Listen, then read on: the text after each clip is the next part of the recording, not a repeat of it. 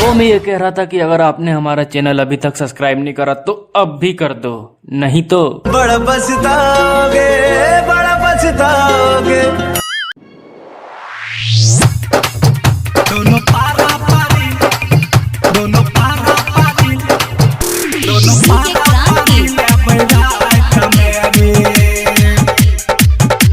SK Music Recording Studio, Saharsa.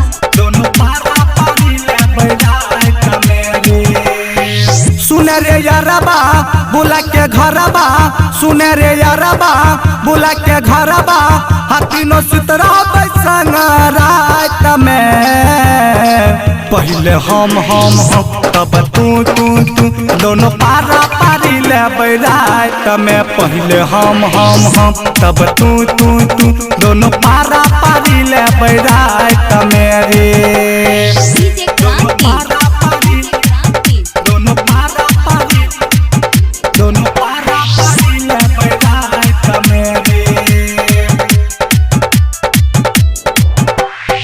छौरी पर विश्वास न करी है, करे छै बहाना रे। एगो से नहीं प्यार करे छै, राख के तना दीवाना रे, राख के तना दीवाना रे। छौरी पर विश्वास न करी है, करे छै बहाना रे। एगो से नहीं प्यार करे छै, राख के तना दीवाना रे।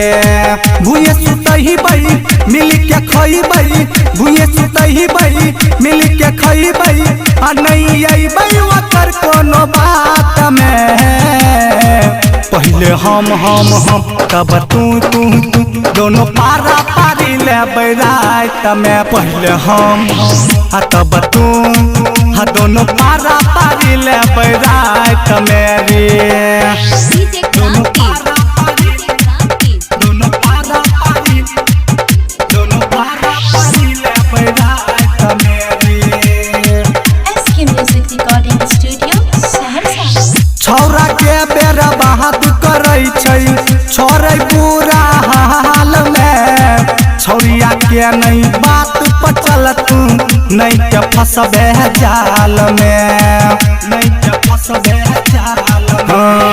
छौरा के बेरा बात करे छै, छोरे पूरा हाल में। छौरिया के नहीं तू बात पचल, नहीं के फसबे जाल में। मनीष माही कहे छो सही, मनीष दिल खुश कहे छो सही, रमन मजा लेते मुलाकात में। पहले हम तब तू दोनों पारा पारी ले रात में। पहले हम तब तू दोनों पारा पारी ले रात में रे।